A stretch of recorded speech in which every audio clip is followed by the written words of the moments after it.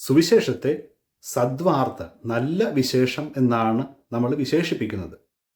പക്ഷേ സത്യത്തിൽ ചില സന്ദർഭങ്ങളിലെങ്കിലും ഈ സുവിശേഷം അത്ര സദ്വാർത്തയല്ല നൽകുന്നത്. ചിലപ്പോഴെങ്കിലും നമ്മിൽ അത് സംശയം ഉണ്ടാക്കുന്നുണ്ട്. അങ്ങനെയൊരു വാചകമാണ് ഇന്ന് നമ്മൾ സുവിശേഷത്തിൽ കേൾക്കുന്നത്. മുൻപന്മാർ പിൻപന്മാരും പിൻപന്മാർ മുൻപന്മാരുമാകും. സത്യത്തിൽ ഈ വാചകം ഈ കഴിഞ്ഞ ആഴ്ചയിൽ ഒത്തിരി തവണ നമ്മൾ കേട്ടിട്ടുണ്ട്. അപ്പോൾ സ്വാഭാവികമായിട്ടും നമ്മൾ ചോദിക്കും, നമ്മുടെ പ്രാർത്ഥനകൾ, നമ്മുടെ അനുഷ്ഠാനങ്ങൾ, നമ്മുടെ ഭക്തിമാർഗങ്ങൾ അതൊക്കെ വെറുതെ ആയിരുന്നു? ചിലർക്കെങ്കിലും അങ്ങനെയുള്ള ഒരു സംശയമുണ്ടാകാം. ഇന്നത്തെ സുവിശേഷത്തിൽ പ്രധാനപ്പെട്ട ഒരു ചോദ്യം നമ്മൾ കേൾക്കുന്നുണ്ട്. രക്ഷ പ്രാപിക്കുന്നതിനെ പറ്റിയാണ്. രക്ഷ പ്രാപിക്കുക, അതുകൊണ്ട് നമ്മൾ എന്താണ് അർത്ഥമാക്കുന്നത്? പല മനുഷ്യരും ഈ വാക്ക് അവരുടെ ജീവിതത്തിൽ ഉപയോഗിക്കുമ്പോൾ അവരതിന് ഒരു പ്രാക്ടിക്കലായിട്ടുള്ള, ഒരു പ്രായോഗികമായിട്ടുള്ള തലമാണ് നൽകുന്നത്.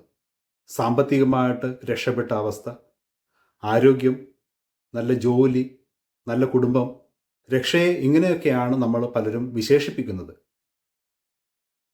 തീർച്ചയായിട്ടും അതൊക്കെ നമ്മുടെ ജീവിതത്തിൽ പ്രാധാന്യമുള്ളതാണ്. അതിനുവേണ്ടി പലരും പല ത്യാഗങ്ങളും ചെയ്യുന്നുണ്ട്. ഉപവസിക്കുന്നു, തീർത്ഥാടനത്തിന് പോകുന്നു, ധ്യാനങ്ങൾ കൂടുന്നു, ജീവിതത്തിൽ മാറ്റങ്ങൾ വരുത്തുന്നു. എല്ലാത്തിനും ഒരു ലക്ഷ്യമാണ്. ഇതൊക്കെ ചെയ്താൽ എനിക്ക് ഞാൻ ഉദ്ദേശിക്കുന്ന ജീവിതം അല്ലെങ്കിൽ ഉദ്ദേശിക്കുന്ന കാര്യം സാധിക്കും. യേശു എന്നാൽ സംസാരിക്കുന്നത് അതിലും വലിയ രക്ഷയെ പറ്റിയാണ്. ഇതൊരു ഉപരിപ്ലവമായിട്ടുള്ള പുറമേയുള്ള രക്ഷയല്ല, മറിച്ച് ആത്മാവിൻ്റെ സ്വാതന്ത്ര്യം, ദൈവത്തിലുള്ള രക്ഷ.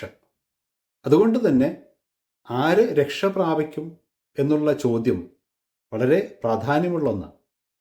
യൂതന്മാർക്ക് യേശുവിൻ്റെ സമയത്ത് ഉണ്ടായിരുന്ന വിശ്വാസം, അവരാണ് ദൈവജനം, അവർ മാത്രമേ രക്ഷ പ്രാപിക്കൂ.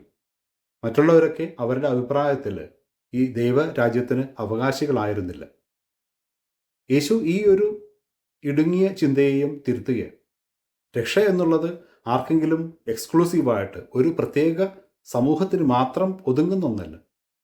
അത് വിശുദ്ധരുടെയും ഭക്തരുടെയും മാത്രം ഒരു കുത്തകയല്ല, മറിച്ച് അവിടേക്ക് യേശു ചുങ്കക്കാരെ, പാപികളെ, വേശ്യകളെ, എന്തിനു പറയുന്നു, കുരിശിൽ കിടക്കുമ്പോൾ ആ കള്ളനെ പോലും സ്വീകരിക്കുക, ക്ഷണിക്കുക ഈ ഒരു രക്ഷയുടെ ദൈവരാജ്യത്തിലേക്ക്. അതെ സ്നേഹമുള്ളവരെ, രക്ഷ എന്നുള്ളത്, ദൈവം നൽകുന്ന രക്ഷ എന്നുള്ളത് അതൊരു സമ്മാനമാണ്. അത് എല്ലാവർക്കുമുള്ള സമ്മാനമാണ്. ഹൃദയം വിശാലമായവർക്ക്, ദൈവത്തിൽ വിശ്വസിക്കുന്നവർക്ക്, അവരനെ സ്നേഹിക്കുന്നവർക്ക്. അതുകൊണ്ട് തന്നെ ഇതിനെപ്പറ്റി കൃത്യമായിട്ടുള്ള കാഴ്ചപ്പാടുകൾ നമുക്ക് പറയാൻ പറ്റില്ല.